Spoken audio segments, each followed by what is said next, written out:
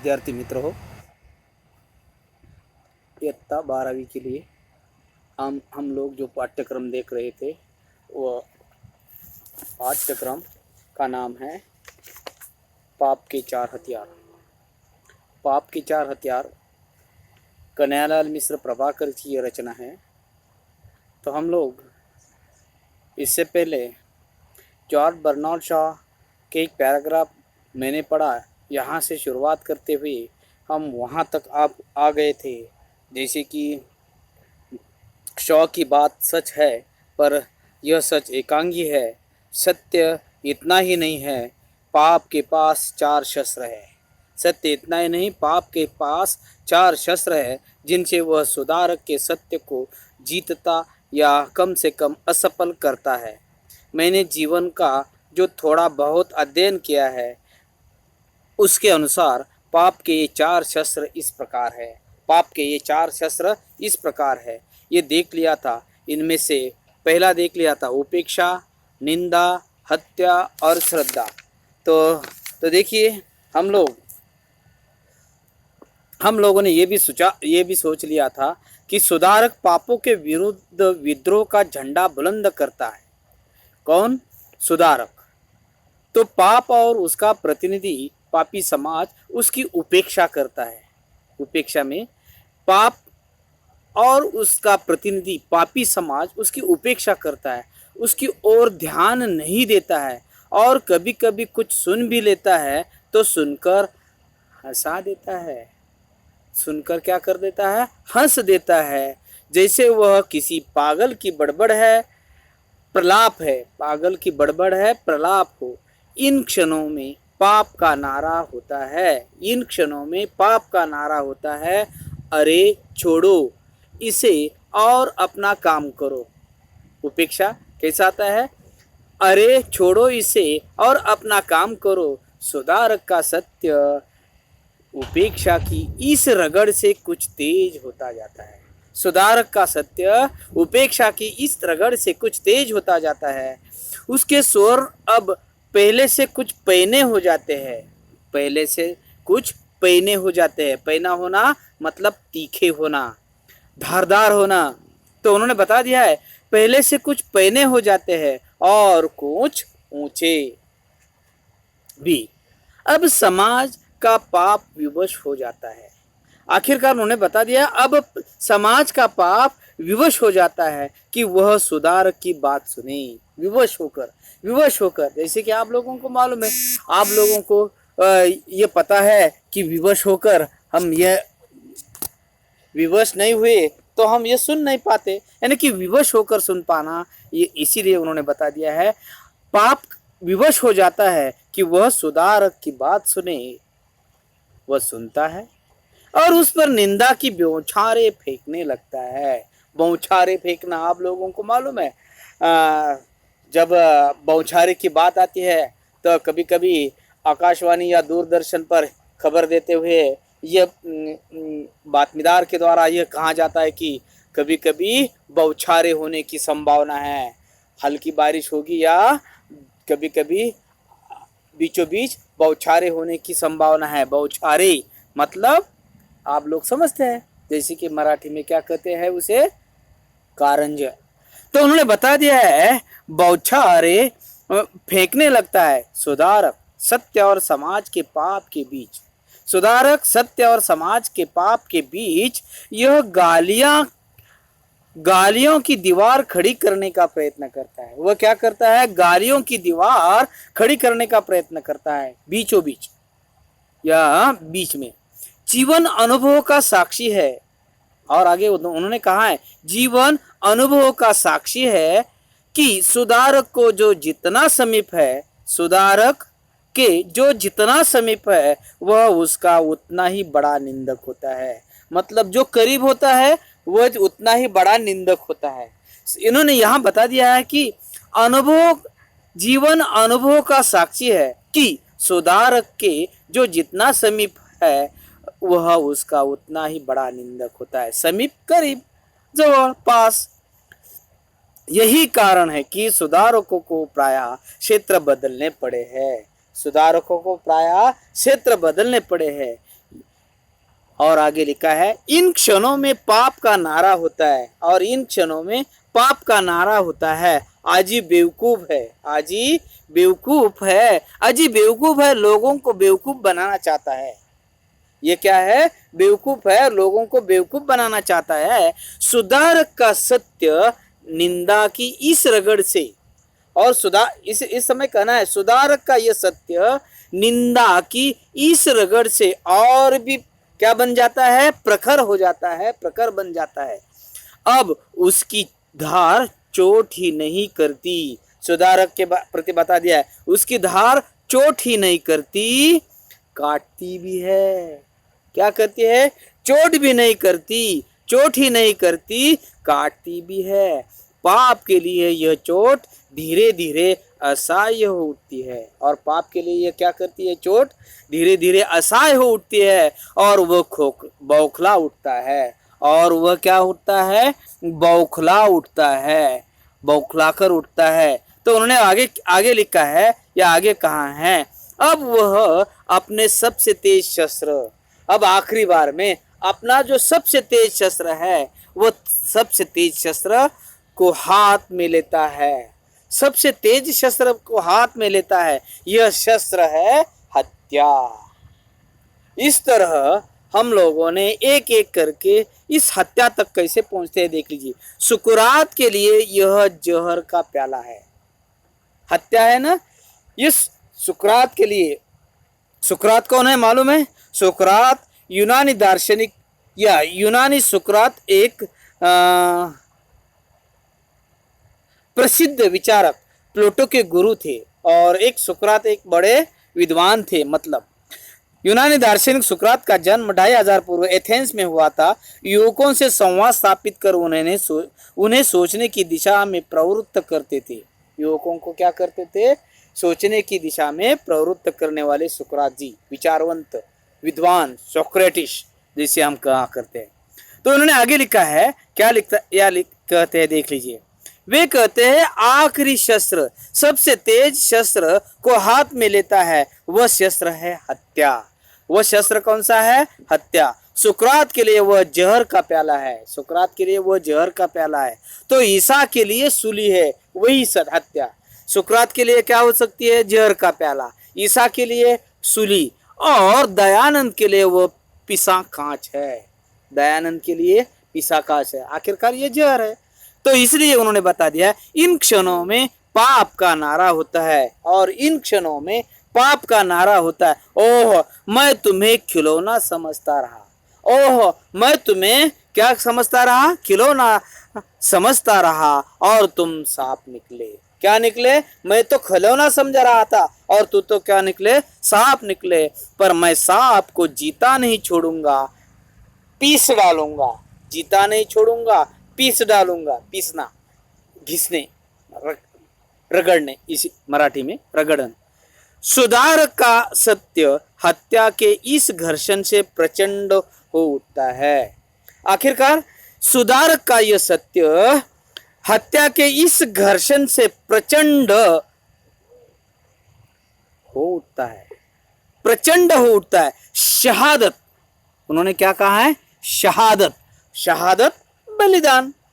उन्होंने बता दिया है शहादत उसे ऐसी धार देती है, बलिदान उसे ऐसी धार देती है कि सुधारक जीवन में उसे जो शक्ति प्राप्त न की थी, सुधारक के जीवन में उसे जो शक्ति प्राप्त न थी, अब वह हो जाती है, अब वह प्राप्त हो जाती है, वह आ जाती है।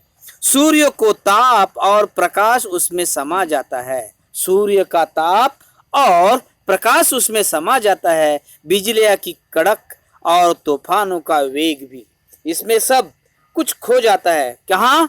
शहादत में।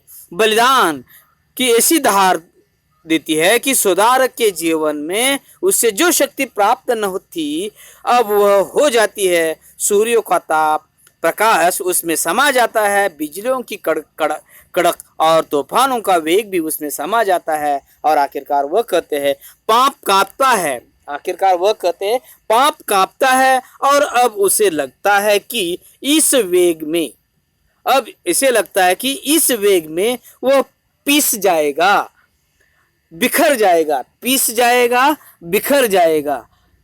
और इस तरह वह कहते हुए आगे कहते हैं, तब पाप अपना ब्रह्मास्त्र तोलता है। तब आखिरकार पाप क्या करता है? अपना ब्रह्मास्त्र, अंतिम अस्त्र, जो ब्रह्मास्त्र के रूप में, ब्रह्म के अस्त्र के रूप में कहा जाता है, जिसे पुराणों के अनुसार एक प्रकार का अस्त्र जो मंत्रों द्वारा चलाया जाता है।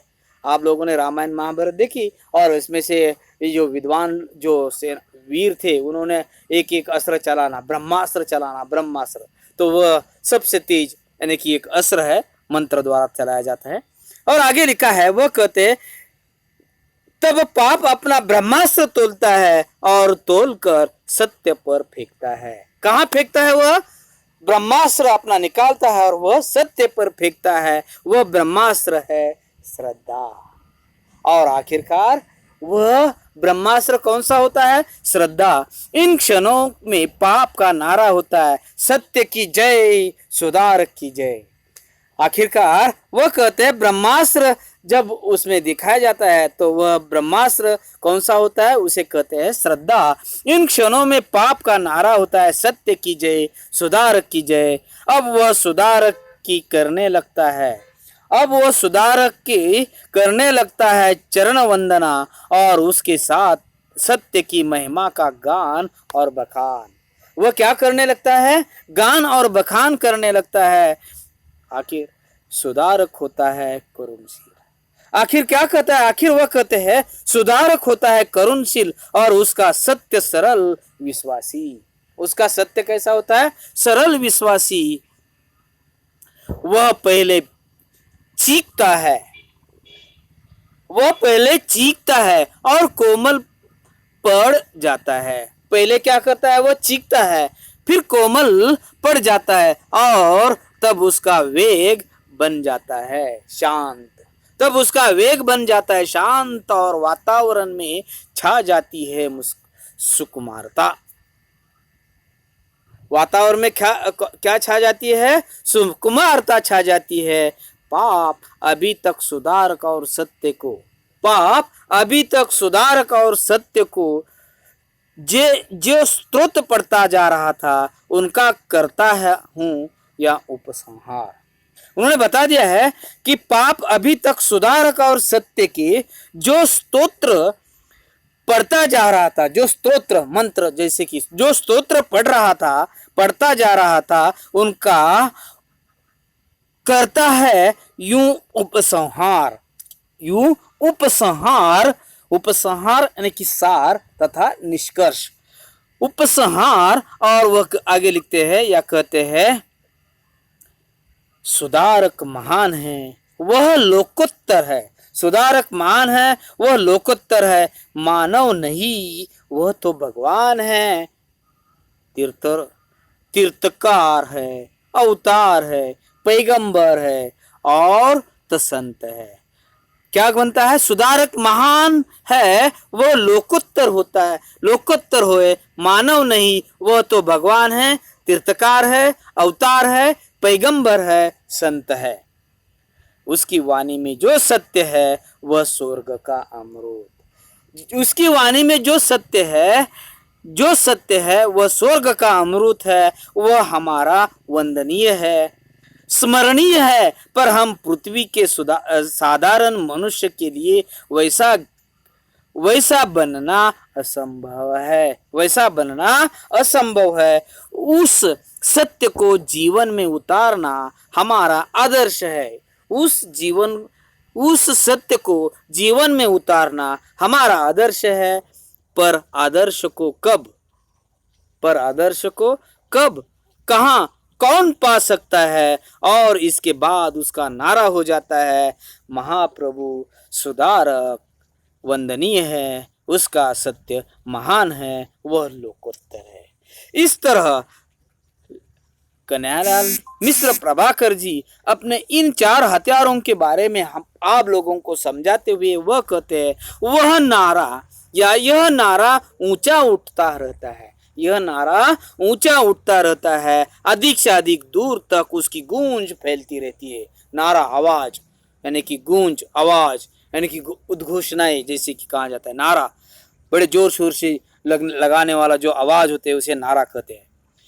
यह नारा ऊंचा उठता रहता है, अधिक से अधिक दूर तक उसकी गूंज फैलती रहती है, लोग उसमें शामिल होते रहते हैं, नारे के अंदर लोग उसमें शामिल होते रहते हैं। पर अब अब सबका ध्यान सुधारक में नहीं, अब उस सबका ध्यान सुधारक में नहीं, उसकी लोकोत्तरता में समाया रहता है, उसकी लोकोत्तरता में समाया रहता है। सुधारक के सत्य में नहीं, उसके सूक्ष्म से सूक्ष्म अर्थों, उसके सत्य में नहीं, उसके सूक्ष्म से सूक्ष्म अर्थों और फलितार्थों के करने में जुटा रहता है, फलितार्थों के करने में जुटा रहता है। और वो आगे कहते हैं अब सुधारक के बनने लगते हैं स्मारक। और उन्होंने ये बता दिया है कि अब क्या होने लगता है, सुधारक के बनने लगते हैं स्मारक और मंदिर। स्मारक और मंदिर, स्मारक स्मृति स्थल, स्मारक और मंदिर, और उसके सत्य के ग्रंथ और भाष्य, उसके सत्य के ग्रंथ और भाष्य, बस यही सुधारक और उसके सत्य की पराजय, यही सुधारक और उसके सत्य की पराजय पूरी तरह हो जाती है। और यही बात उन्होंने बता दी है कि यही जब स्मारक और मंदिर बनने लगता है, सत्य के ग्रंथ और भाष्य, बस यही सुधारक और उसके सत्य की पराजय पूरी तरह हो जाती है। पाप का यह ब्रह्मास्त्र अतीत में अजय रहा है, पाप का यह ब्रह्मास्त्र अतीत में अजय रहा है और वर्तमान भी अजय रहेगा, भूतकाल में भी अजय रहा है और आज वर्तमान में भी अजय है। कौन कह सकता है कि भविष्य में कभी कोई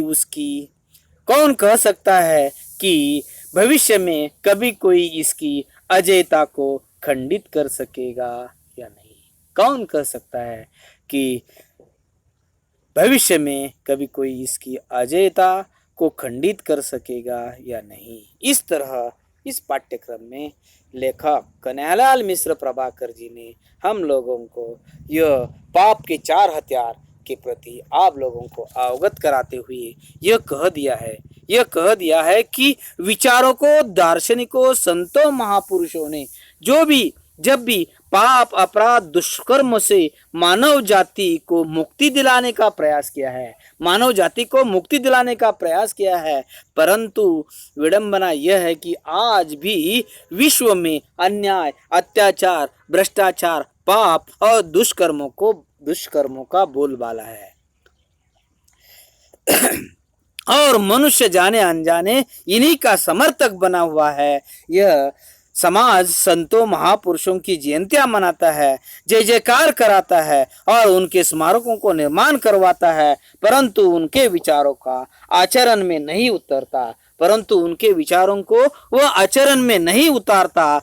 ऐसा क्यों होता है? इसी का जवाब लेखक कन्हैयालाल मिश्र प्रभाकर जी ने आप लोगों को चिंतन के द्वारा समझाने का या ये खोजने का प्रयास आप लोगों के इस निबंध स्वरूप रचना के द्वारा उन्होंने करने का प्रयास किया है। और यहाँ तक हम लोग ये जो कोई पाठ्यक्रम है, पाप के जो 4 हथियार है, सबसे पहले उपेक्षा, दूसरे निंदा, तीसरा हत्या और चौथा श्रद्धा। ये जो 4 हथियार है उसी के प्रति लेखक ने आप लोगों को उदाहरणों के द्वारा समझाते हुए यह समझाना कहने का प्रयास किया है। यहाँ तक।